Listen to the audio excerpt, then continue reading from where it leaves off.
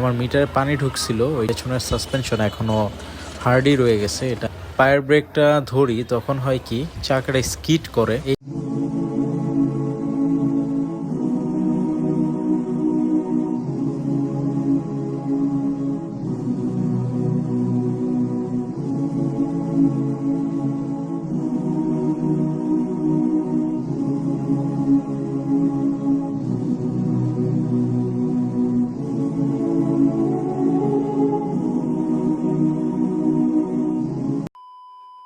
Welcome to two wheels blog. আশা করি আপনারা সবাই ভালো আছেন। অ্যান্ড আজকের ভিডিওটা অনেক ইন্টারেস্টিং হতে যাচ্ছে, কারণ আজকে আমি আপনাদের শেয়ার করব আমার হর্নেট 2.0 এর 8000 কিলোমিটার রাইডিং এক্সপিরিয়েন্স।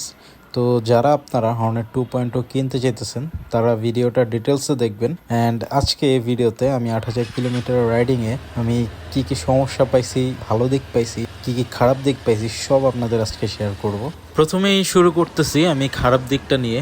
তো বাইকটার মূলত আমি কয়েকটা খারাপ দিক পাইছি। যেমন একটা খারাপ দিক হচ্ছে যে ফার্স্ট গিয়ার থেকে সেকেন্ড গিয়ারে শিফট করার সময় নিউট্রালে অনেক সময় গিয়ারটা আটকায় যায়, এইটা খুব পেইনফুল লাগে। তো এইটা সলিউশন আমি এখনও পাই নাই। অ্যান্ড এরপরে খারাপ দিকটা হচ্ছে যে যখন আমি অনেক স্পিডে বা 70-80 স্পিডে পায়ের ব্রেকটা ধরি তখন হয় কি চাকাটা স্কিড করে। এইটার সলিউশন আমি এখনও পাই নাই। অনেকে বলে টায়ার চেঞ্জ করতে, যে টায়ার চেঞ্জ করলে এটার সলিউশন পেয়ে যাবেন। বাট আসল কথা হচ্ছে ভাই, আমি এত দাম দিয়ে বাইক কিনে যদি আমার পরে টায়ার চেঞ্জ করতে হয়, ওইখানে আমার আরও অনেক টাকা চলে যেতেছে, প্রায় 12,000-14,000 টাকা। তো এইটা কি সম্ভব নাকি? অ্যান্ড এরপরের যে প্রবলেমটা হচ্ছে পেছনের সাসপেনশনটা। আমি জানি না, আমার বাইক অলমোস্ট 8,000 কিলোমিটার চলে ফেলছে, বাট 8,000 কিলোমিটার পরও আমার পেছনের সাসপেনশন এখনও হার্ডই রয়ে গেছে, এটা এখনও ঠিক হইল না। তো এইটার সলিউশনটাও আমি এখনও পাইলাম না। তো মূলত এই তিনটা প্রবলেমই আমি এখনও ফেস করতেছি। অ্যান্ড বাকি যে প্রবলেমগুলো ছিল এগুলোর প্রত্যেকটা সলিউশন আমি পাইছি। আমার মিটারে পানি ঢুকছিল, ওইটা শোরুম থেকে আমাকে এক্সচেঞ্জ করে নতুন দিছে। অ্যান্ড এছাড়া আমি এমন কোনো প্রবলেম পাই নাই। প্রত্যেকটা বাইকেই ভাই কিছু না কিছু প্রবলেম থাকেই, ওই ইস্যু রয়েই যায়। বাট ওইটার জন্য যে পুরো বাইকটাই খারাপ এমন কিছুই না। হর্নেট 2.0 এর মার্কেটিংটাই হয়েছে এরকম যে মিটারে পানি ঢুকে, তারপর পেছনের চাকায় স্কিড করে, হ্যান্ডেলবারের জন্য হাত ব্যথা করে, আরও অনেক প্রবলেম গিয়ার শিফটিংয়ের। তো এইসব আসলে ভাই বলে লাভ নেই, এইগুলো প্রত্যেকটা প্রবলেমেরই সলিউশন আছে। বাট হর্নেটটা হয়েছে কি, আপনার কম দামে ভালো জিনিস দিয়ে দিছে, তো এর জন্য অনেকেরই জেলাসি ফিল হয়। অ্যান্ড এটাকে নিয়ে যত নেগেটিভ রিভিউ করার করছে। কারণ ভাই আমি চালাইতেছি আলহামদুলিল্লাহ, আমার ভাই ব্রাদার যারা হর্নেট চালায় সবাই আলহামদুলিল্লাহ অনেক হ্যাপি আমরা হর্নেট 2.0 নিয়ে। তো ভালো দিক যেটা আমি এখনও বলবো যে আমার বাইকের থ্রোটল রেসপন্সটা মাশাল্লাহ খুবই ভালো লাগে। বাট ইদানিং একটু মনে হচ্ছে যে গাড়িটা একটু ছেড়ে ছেড়ে দিতেছে।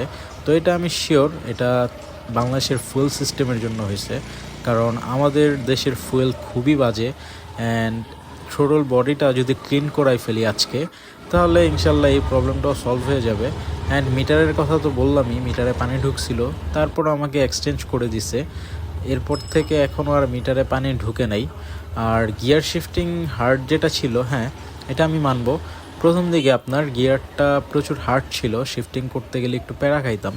বাট আস্তে আস্তে যখন আপনার বাইক অনেক কিলোমিটার রানিং হয়েছে, 5,000-6,000 কিলো রানিং হয়েছে, তখন হয়েছে কি আমার গিয়ার শিফটিংয়ের যে প্রবলেমটা ছিল ওইটাও সলভ হয়ে গেছে। বাট এখন জাস্ট একটাই প্রবলেম, আমার মনে হয় এটা হন্ডার জাতিগত প্রবলেম, যে ফার্স্ট গিয়ার থেকে সেকেন্ড গিয়ারে উঠাইতে নিলে নিউট্রাল হয়ে যায় মাঝে মধ্যে, যদি ভালো মতো প্রেশার দিয়ে না উঠাই।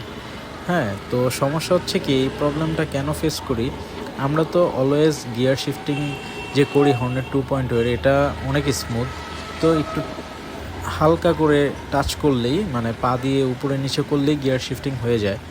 তো এক গিয়ার থেকে দুই গিয়ারে নেওয়ার ক্ষেত্রে হয় কি আমরা ওই যে অভ্যস্ত, আস্তে করে শিফট করলেই বা আস্তে করে উপরে নিচে করলেই শিফট হয়ে যায়। তো এর জন্য হয় কি নিউট্রালে আটকায় যায়, এটাও কোনো ইস্যু না। তো এইটাকে যদি ইস্যু ধরেন তাহলে এটা অবশ্যই ইস্যু।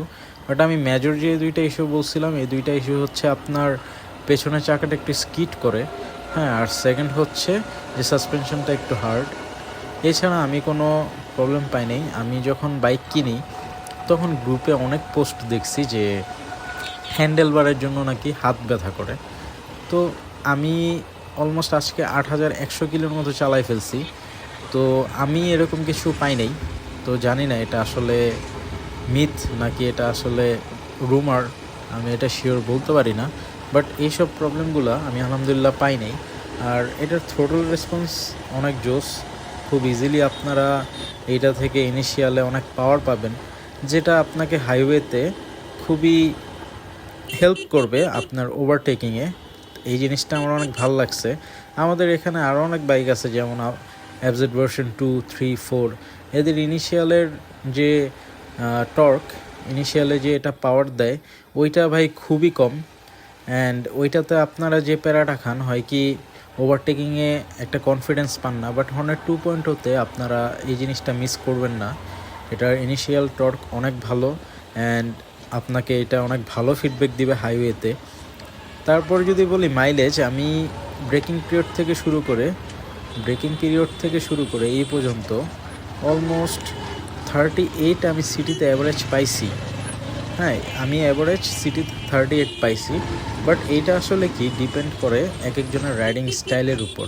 এখন আপনি যদি 5 থেকে 4.5, এখন আপনি যদি 4.5 থেকে 5000 আরপিএমে বাইক চালান আর বাইকটার গতি অনেক ধীরে সুস্থে উঠান, অনেকে কী করে যে ইচ্ছা মতো মোচড়ায় গতি উঠায় আবার সামনে যায় ব্রেক করে। তো আপনি যদি এইসব অ্যাভয়েড করে আপনি সুন্দর মতো বাইকটাকে রাইড করেন, একটা ভদ্র মানুষের মতো বাইকটাকে রাইড করেন, অবশ্যই ও আপনাকে ভালো ফিডব্যাক দিবে।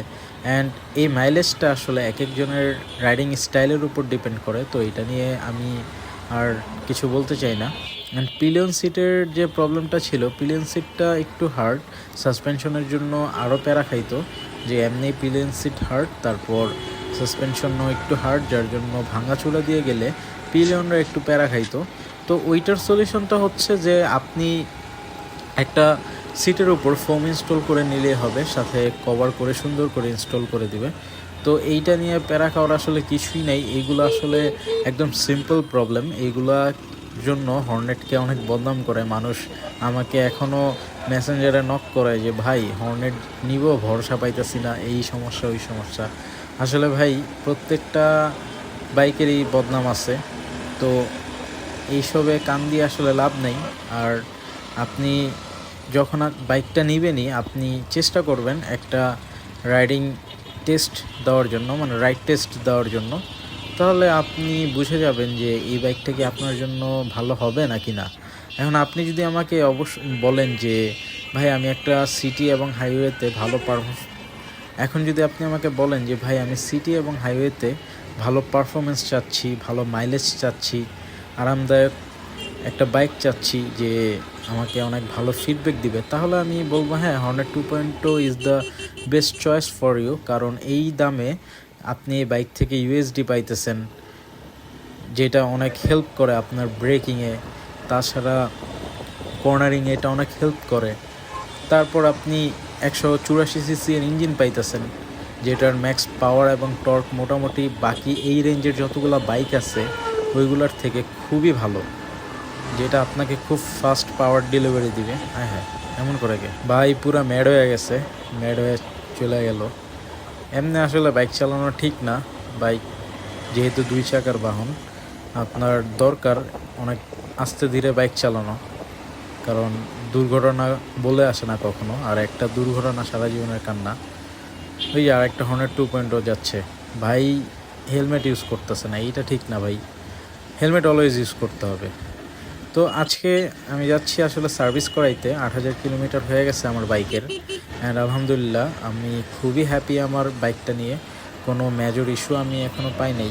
অ্যান্ড সার্ভিসে কী কী করানো হয় আজকে আমি আপনাদের দেখাবো, যে আপনার পেইড সার্ভিস আর ফ্রি সার্ভিসে কিন্তু অনেক কিছু চেক আপ করার থাকে, যেটা আমরা জানি না।